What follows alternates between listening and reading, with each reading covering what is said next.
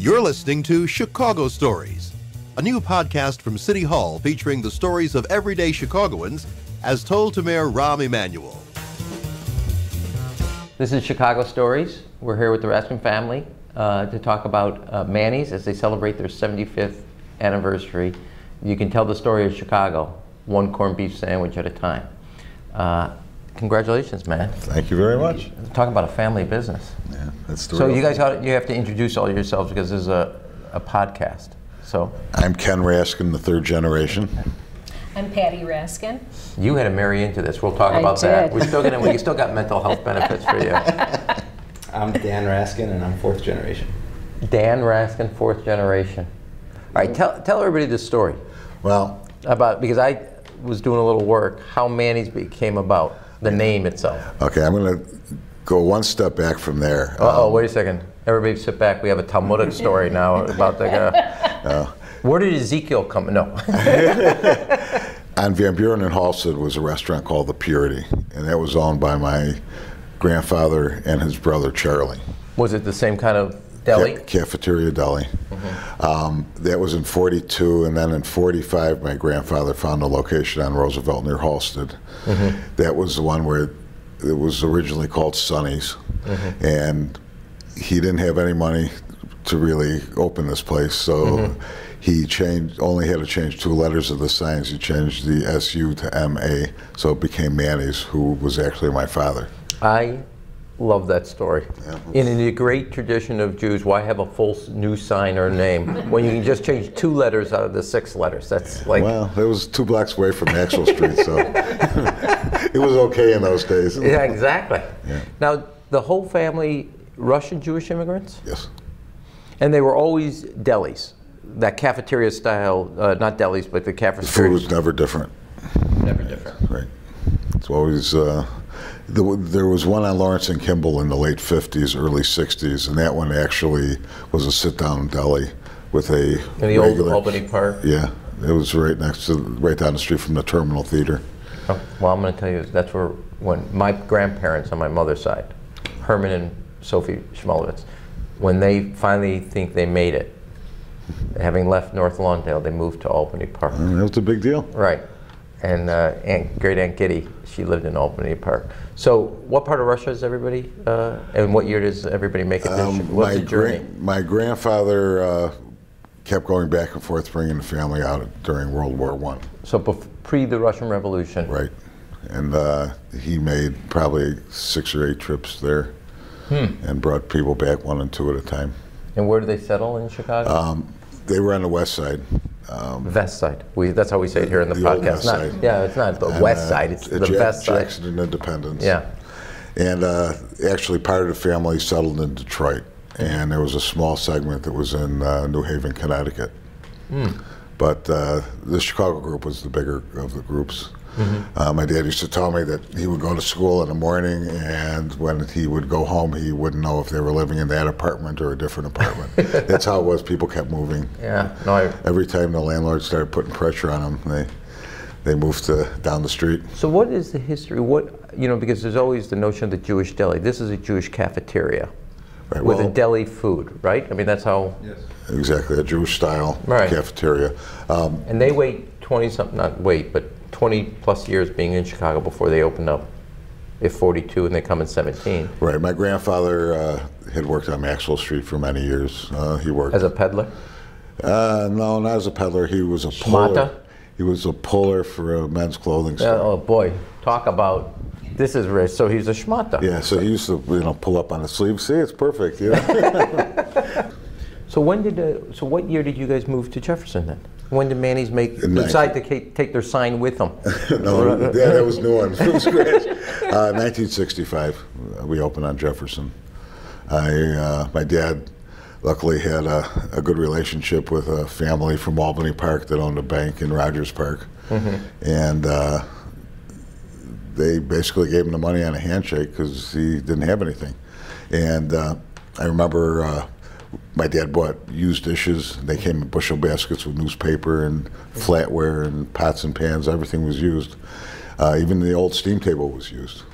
Really? So we used it for 52 years. I'm probably doing too much of what I'm interested in, George. So tell me, where do you get your corned beef from? Well, we have it manufactured for us in a USDA plant because we're wholesaling now. We sell to 3 food service companies. Lou Malnati's distributes it.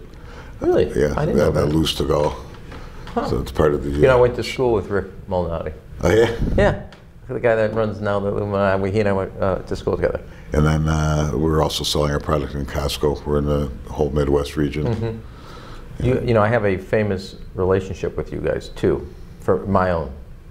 Besides all the politicians that come, one is my sandwich, which is on an onion Kaiser roll, half corned beef, half pastrami, 3 pickles, 1 potato latke.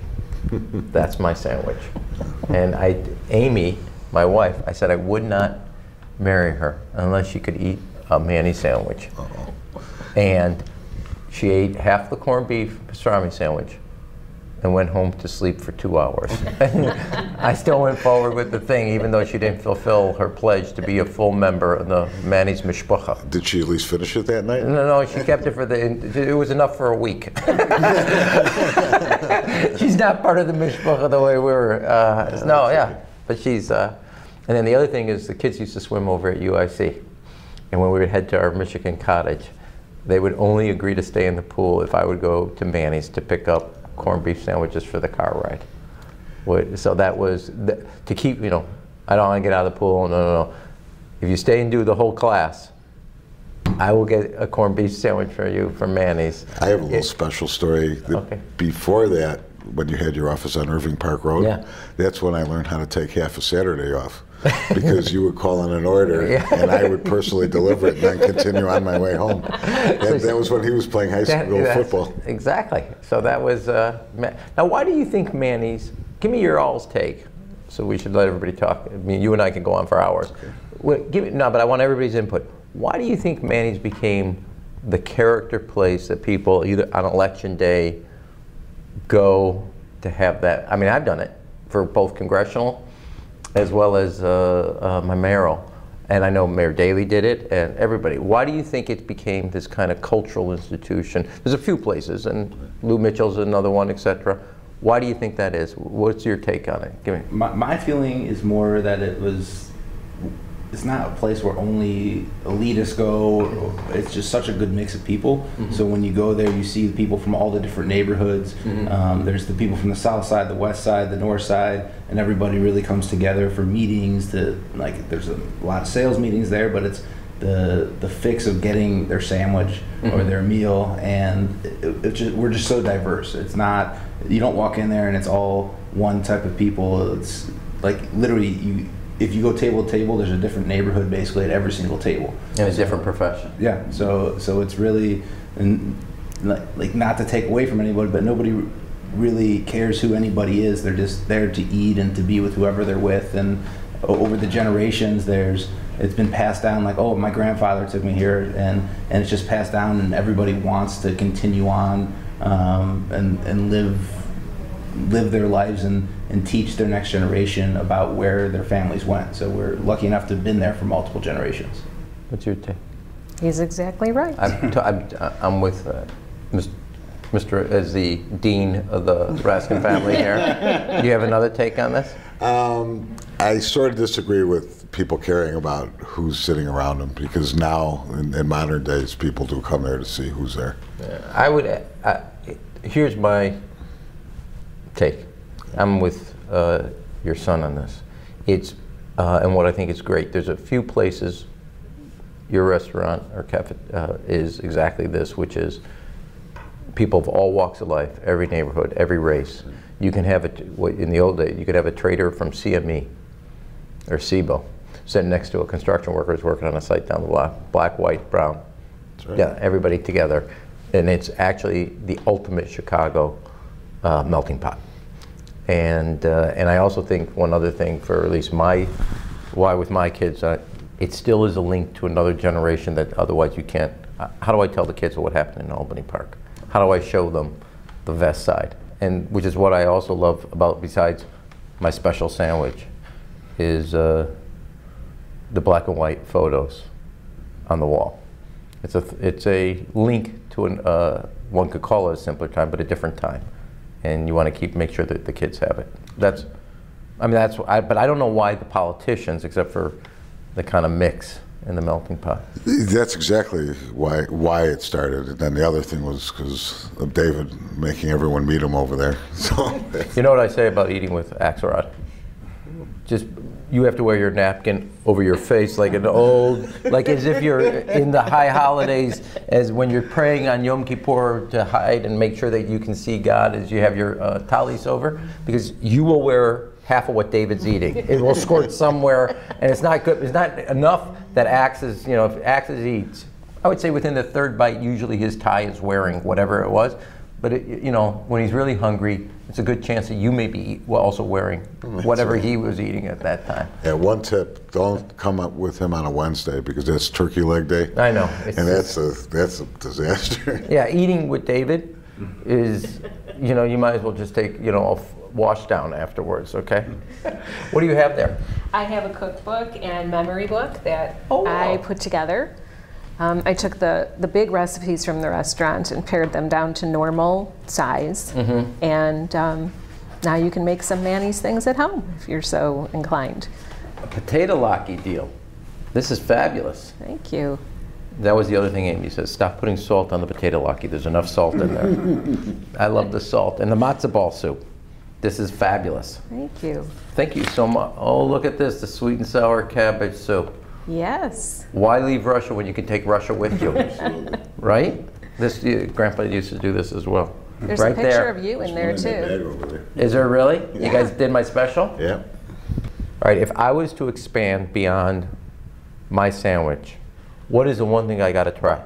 I'm going to say my favorite thing, which is chop suey, but I mix it with a little kasha varnishkas.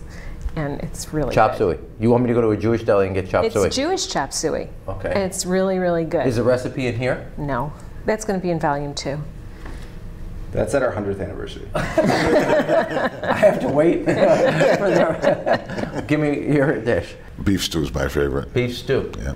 I would say beef knish. So like our knishes are very different than knishes anywhere else, and there's Why is that? ground beef and onion in the middle, and then we have mashed potato on the outside, and it's pan fried. Fabulous. So this, mazel tov. Thank you. Thank you. This is a real special. Well, it's also exciting being here and talking to you. I appreciate it. All right, so we do a fast round here. You all have to participate. Ready? This is about Chicago. Lake or river? Chicago Lake. Oh, river. Lake. Okay, that tells you generational. Okay, 16-inch, 12-inch softball. 16, 12. 16. 16. 16. Okay. It's easier. Thin or thick pizza? Thick. Thick. Thin. Okay. Cub socks. This is gonna put. Yeah, I knew that. Nobody can capture the hand gesture there. So, come on, you're gonna have to be between North Lawndale and Albany Park. Come on.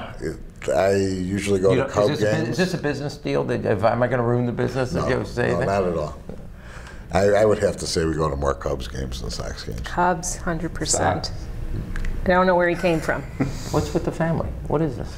Our dog's named Wrigley. Really? Yeah. So this is not close. I had my Sweet 16 at Wrigley Field. I'm 100% Cubs. How did you guys meet? Give me the. So I already told you I went forward even though half a sandwich was eaten by Amy. Okay, so I was friends with his sister. We went to school together, and I was actually in a little disagreement with my boyfriend, so I was hanging out with his sister that night, which happened to be when his parents were out of town, so he was home because he was opening the restaurant. So we went to her house for a sleepover, and he was there, and that was that. It's going to be 40 years. 40 years? Yes. 40 years this coming week. That's amazing. Yeah. This week? Yeah, the 7th.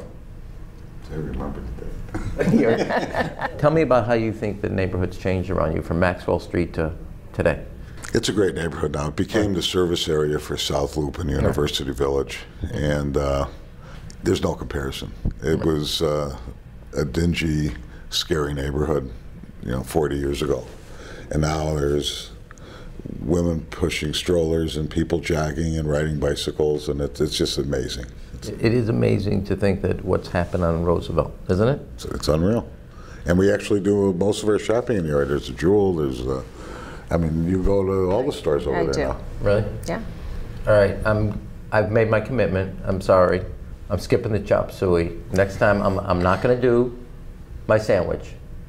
You better be right All right. about the beef knish, okay? All right, guys. It's pretty good. Mazel tov. Thank you. Congratulations. Thank you Really so proud much. of you guys. Take Thank care. you. Thank you very much. All right, thanks again. This is Chicago Stories, and you heard from the Raskin family on their 75th anniversary of Manny's, telling the story of Chicago over the last 75 years. You have been listening to Chicago Stories, a new podcast from City Hall featuring the stories of everyday Chicagoans as told to Mayor Rahm Emanuel.